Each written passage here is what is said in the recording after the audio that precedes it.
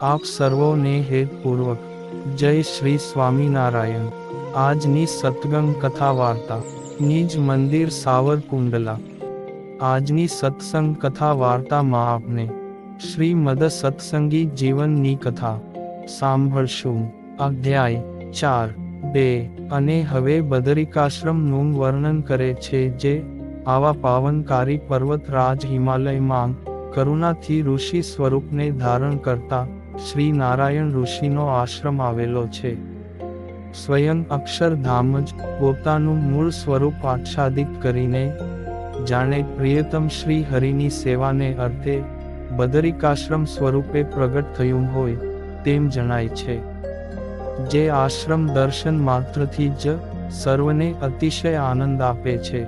આ બદરિકાશ્રમ માંગ બદરી વૃક્ષોનાં વૃંદમાંગ લટકતા શોભાયમાન સુમધુ રસયુક્ત બોરોનાં ઝુમખાં શ્રી નારાયણના દર્શને આવેલા અને મુક્ત ભાવને પામેલા મુનિઓના મનમાં કમંડળોની ભ્રાંતિ ઉપજાવે છે। આ આશ્રમમાં વિવિધ વૃક્ષો નીચે બેઠેલા મહર્ષિઓ ભગવાન નારાયણ ઋષિના મુખથી સાંભળેલા વેદના રહસ્યનું પોતાના મનમાં વારંવાર મનનપૂર્વક ચિંતન કરે છે। આ આશ્રમમાં વસતાંગ સસલાંગ ઉંદર હરણાંગ અને પક્ષીઓ પણ મુક્તાત્માઓથી સુંદર શિક્ષણ પામેલા મુનિઓનાં બાળકો હોય ને શું તેમ અચલપણે શ્રી નારાયણ ભગવાનનું ચિંતન કરે છે। મનુષ્યોના મનને તપાવનારા કામ ક્રોધાદિક અંતઃશત્રુઓ રૂપી મદોન્મત્ત હાથીઓ શ્રી નારાયણથી ભય પામીને મુક્ત પુરુષોના નિવાસભૂત આ આશ્રમમાં મનથી પણ ક્યારેય પ્રવેશ કરવા માટે સમર્થ થતા નથી। તો સાક્ષાત તો આવી જ કેમ શકે? મનમાં રહેલા ત્રિવિધ તાપની શાંતિ માટે ચારેય બાજુના આશ્રમમાં વસતા મુમુક્ષુઓ જ્યારે આ આશ્રમમાં આવે છે અને ભગવાન શ્રી નારાયણના મુખમાંથી વરસતા અમૃત વચનોના પાનથી ત્રિવિધ તાપથી મુક્ત થઈ બ્રહ્માનંદના સુખે સુખિયા થઈને વિચરણ કરે છે। આ આશ્રમમાં પરસ્પર સાહજિક વૈર વૃત્તિને આશરેલા એવા સિંહ આદિક હિંસક પ્રાણીઓ પોતાની દુષ્ટ વૃત્તિનો ત્યાગ કરીને શાંત મુનિ વૃત્તિને ધારણ કરે છે। તેથી સર્પ નોળિયાની સાથે સિંહો, હાથીઓ સાથે ઉંદરો, બિલાડાઓની સાથે શિયાળો, વરુઓની સાથે ઘુવડો, કાગડાઓ સાથે અને હરણાંગ દીપડાઓ સાથે કામ ક્રોધાદિક સ્વભાવથી રહિત થઈને વાનપ્રસ્થી મુનિઓના જેવી શાંત ઋષિ વૃત્તિને ધારણ કરે છે। આ આશ્રમમાં દર્શન માત્રથી સમગ્ર પાપને ધોનારી ચંદ્રના સરખી શ્વેત કાંતિવાળી અને પહોળા પટવાળી પવિત્ર વિષ્ણુપદી ગંગા નદી વહે છે। આ આશ્રમમાં ગંગાના નિર્મળ જળથી સ્વચ્છ કરી વૃક્ષોની શાખાએ સૂકવેલા મુનિઓના કૌપી, કંથા અને વલ્કલોને વાયુ પણ આ વસ્ત્રો મારાથી અપવિત્ર તો નહીં થાય ને એવી શંકા સાથે સ્પર્શ કરે છે। રાત્રિ દિવસ આ આશ્રમનું સેવન કરનારા બ્રહ્મ સ્થિતિને પામેલા પરમહંસો સૂર્ય અને અગ્નિ સરખા ઉજ્જવળ કાંતિવાળા જીતેન્દ્રિય ત્રિકાળદર્શી તપોનિષ્ઠ અને રૂરુ નામના મૃગના ચર્મને ધારણ કરનારા છે। આ આશ્રમ દર્શન માત્રથી મુનિઓના પરિશ્રમને હરનાર છે। તેથી અનંત જન્મના પુણ્ય રહિત પુરુષોને આ આશ્રમની પ્રાપ્તિ અતિશય દુર્લભ છે। આ આશ્રમમાં બ્રહ્મ સ્થિતિને પામેલા મહાપુરુષો નિવાસ કરીને રહે છે અને તેમના શુભ મનોરથો પૂર્ણ કરનાર છે। આ આશ્રમ શિકાઓમાં લટકાવેલ જળ કઠારી અને ઘડાઓથી અતિશય શોભી રહ્યો છે। આ આશ્રમમાં ભગવત પૂજન કરનારા મુનિઓ દ્વારા જુદાં જુદાં સ્થાનોમાં મૂકી રાખેલા પુષ્પોની ઢગલીઓ દ્વારા સર્વત્ર સુગંધ ફેલાયેલી રહે છે। તેમજ અતિશય તેજોમય આ આશ્રમમાં વસતા મુનિઓને રાત્રિનો અંધકાર પણ બાધ કરી શકતો નથી. હવે બદરિકાશ્રમ વાસી તપસ્વી ઋષિ મુનિઓની જીવન રીતિ કહે છે કે તપશ્ચર્યાથી શરીરને કૃશ કરનારા, જટાધારી, પવિત્ર અને અંગે સહિત ચારે વેદને જાણનારા, વલ્કલ વસ્ત્રધારી મુનિઓની પવિત્ર ભસ્મોથી યુક્ત અસંખ્ય યજ્ઞશાળાઓ આવેલી છે. આ આશ્રમમાં કેટલાક વાનપ્રસ્થ મુનિઓ એકવાર વાયુ ભક્ષણ કરીને રહે છે. કોઈ માત્ર જળપાન કરીને, તો કોઈ વરાળનું પાન કરીને તપ કરે છે. કોઈ ફીણનું ભક્ષણ, તો કોઈ ચંદ્રમાનું પાન કરીને, તો કેટલાક યજ્ઞના ધૂમ્રનું પાન કરીને રહે છે. આ પ્રમાણે મુનિઓ જુદા જુદા પ્રકારની તપશ્ચર્યા કરે છે. આ આશ્રમમાં વસતા કેટલાક મુનિઓ જીર્ણ વસ્ત્રો, મૃગચર્મ, વૃક્ષના પત્રો અને વલ્કલને ધારણ કરે છે. કોઈ મુનિ ઘાસના તંતુની કંથા ધારણ કરે છે. કોઈ મુનિ પથ્થરથી ખાંડેલા અન્ન તથા ફળનું ભક્ષણ કરે છે.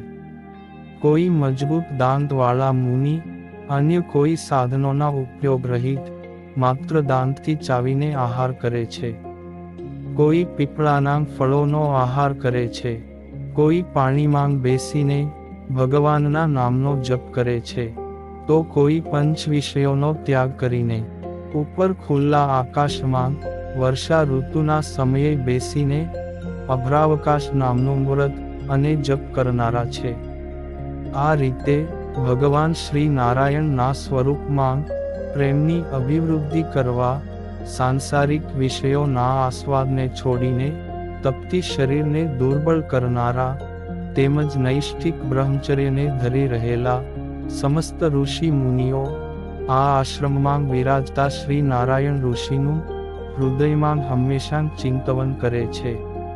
આ આશ્રમમાં નિવાસ કરતા ઋષિઓ અતિ ઉત્સાહપૂર્વક આકાશ માર્ગે ક્રૌંચ પક્ષીઓના સમુદાયની પેઠે ભેળા થઈને ધનુષ્યમાંથી નીકળતા બાણથી પણ અધિક વેગવાળા થઈને ઉચ્ચે સ્વરે જય શ્રી નર નારાયણ નામ ઉચ્ચારણ કરતા થકા સત્ય સ્વરૂપ, અમૃત સ્વરૂપ અને અતિશય પ્રકાશમાન એવા શ્વેતદ્વીપ ધામમાં રહેલા ભગવાન શ્રી વાસુદેવ નારાયણના દર્શન કરવા માટે પ્રતિદિન જાય છે.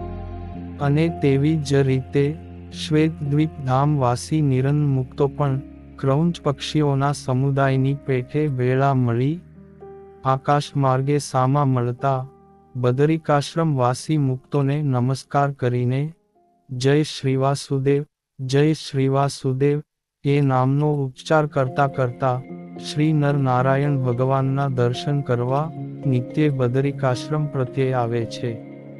આ બદરિકાશ્રમમાં નિવાસ કરતા પશુ, પક્ષી, સર્પ અને મનુષ્યો પતિત પાવની ભાગીરથીમાં સ્નાન કરવા જાય છે ત્યારે પાપને પ્રજળાવનારા ભગવાન શ્રીનારાયણ ઋષિના દર્શનની પ્રતીક્ષા કરે છે. તેમજ અન્ય ક્રિયાકલાપનો ત્યાગ કરીને પ્રાતઃકાળમાં પરમાત્માના આગમનની રાહ જોતા માર્ગમાં ઊંચા મુખ રાખી ઊભા રહે છે. આ બદરિકાશ્રમમાં મચ્છર આદિ ઉપદ્રવી જંતુઓ રહિત હરિયાળી અને સમતળ એવી મૃદુ ભૂમિમાં વિશાલા નામની બોરડી આવેલી છે. તે ચારે બાજુ પંક્તિબદ્ધ ઉગેલાં વૃક્ષોથી, ચીકનાં ચળકતાં કોમળ પાંદડાઓથી અને લટકતાં સુમધુર પાકેલાં બદરી ફળોથી તે વિશેષ શોભી રહી છે. આ બોરડીની ચારેય બાજુ નિરંતર પુષ્પો અને ફળોથી યુક્ત પારિજાતાદિક શ્રેષ્ઠ પંક્તિઓ શોભી રહી છે. આ બોરડીના વૃક્ષની નીચે બેસનાર વ્યક્તિને ક્યારેય ભૂખ, તરસ, ટાઢ, તડકો આદિ શારીરિક ધર્મો સ્પર્શ કરી શકતા નથી. તથા ફળની ઈચ્છાવાળા સકામ પુરુષો પુષ્પ અને હોમાદિક ક્રિયાથી આ ભગવાનના સંબંધને પામેલી આ બોરડીનું નિત્ય પૂજન અર્ચન કરે છે. આ બોરડીની વિશાળ શાખાઓ અતિ સુંદર અને ચળકતી છે. આ બોરડીમાં એક પણ કાંટો નથી. તેથી અતિ સુંદર તેમજ દિવ્ય ભાસે છે. આ બોરડી સતત ઝરતા મધુર રસવાળી અને દર્શન માત્રથી સમગ્ર પાપને નષ્ટ કરનારી છે. આ બોરડીની શાખાઓ ઉપર બેસીને પક્ષીઓ મધુર કલરવ કરે છે. ઇન્દ્રાદિક દેવતાઓ આ બોરડીનું નિરંતર સેવન કરે છે. જે બોરડીની ઘનઘોર ઘાટી છાયા અતિથિઓને આશ્રય કરવા યોગ્ય હોવાથી નારદાદિક ઋષિઓ તેને વિશાલા એવા નામથી ઉદ્બોધન કરે છે. આ બદરિકાશ્રમને વિશે જ્ઞાન વિજ્ઞાન સંપન્ન ભક્તોના અગ્રેસર અને સિદ્ધ દશાને પામેલા ભક્ત ઉદ્ધવજી ભગવાન શ્રી કૃષ્ણના આદેશથી નિત્ય નિવાસ કરીને રહે છે. આ આશ્રમમાં વૈહાયસ નામનો ધરો આવેલો છે તથા આ આશ્રમને વિશે મરુત આદિ રાજર્ષિ દેવતાઓ પણ નિવાસ કરે છે. તેમજ અશ્વશિરા નામના ઋષિ શાશ્વત વેદોનો નિત્ય પાઠ કરે છે. પૂર્વે વેદ પારંગત વૃત્રાસુરનો વધ કરવાથી લોગેલી બ્રહ્મહત્યાના નિવારણ અર્થે ઇન્દ્ર મહારાજાએ 10,000 વર્ષ પર્યંત આ આશ્રમને વિશે તીવ્ર તપશ્ચર્યા કરી હતી. દેવર્ષિ નારદજી થકી સાંખ્ય યોગ અને પંચરાત્રનો ઉપદેશ પામેલા સૂર્યપુત્ર સાવરની મનુ આ આશ્રમમાં રહીને ભાગવત ધર્મનું અનુષ્ઠાન કરે છે અને સાક્ષાત નારાયણ ભગવાનની પ્રેમપૂર્વક ભક્તિ સહિત તપશ્ચર્યા કરે છે. આ આશ્રમમાં સ્વયં ભગવાન શ્રી નારાયણ ઋષિ ભરતખંડના નિવાસી ભક્તજનોના આત્યંતિક કલ્યાણને અર્થે નિત્ય કઠિન તપ કરે છે. આ આશ્રમમાં સાક્ષાત કલ્યાણ મૂર્તિ તેમજ સમસ્ત વિશ્વના સ્વામી શ્રી નારાયણ ભગવાનનો નિત્ય નિવાસ હોવાથી કળિયુગ પોતાનું સામર્થ્ય જણાવવા ક્યારેય પણ શક્તિમાન થતો નથી. ભગવાનના અખંડ ધ્યાનથી ઉત્પન્ન થયેલા આનંદથી મનમાં પરમ સુખને પામેલા તેમજ નિરંતર ભગવાન નારાયણની સેવા પરાયણ દેવર્ષિ નારદજી પણ આ આશ્રમમાં નિવાસ કરીને રહે છે. ભગવદ રસના માણનારા રસજ્ઞ ભક્તો બ્રહ્મપદ કે ઇન્દ્રપદના મહાસુખને પણ આ બદરિકાશ્રમના સ્વલ્પ સુખની તુલનામાં સમાન ગણતા નથી. આ આશ્રમમાં ભગવદ રસને અનુભવનાર અસંખ્ય મુક્તો અને મુમુક્ષુઓના સમૂહો તથા દેવતાઓ નિવાસ કરીને રહે છે. તે આ દર્શન માત્રથી પણ પાપને હરનાર આશ્રમ આ ભૂમિ લોકને શોભાવે છે. અર્થાત આ આશ્રમને કારણે આ પૃથ્વી પોતાને કૃતાર્થ માને છે. ઇતિ શ્રીમદ સત્સંગી જીવને નારાયણ ચરિત્રે ધર્મશાસ્ત્રે પ્રથમ પ્રકરણે હિમાલય અને બદરિકાશ્રમના નિરૂપણ નામે ચોથો અધ્યાય સંપૂર્ણ.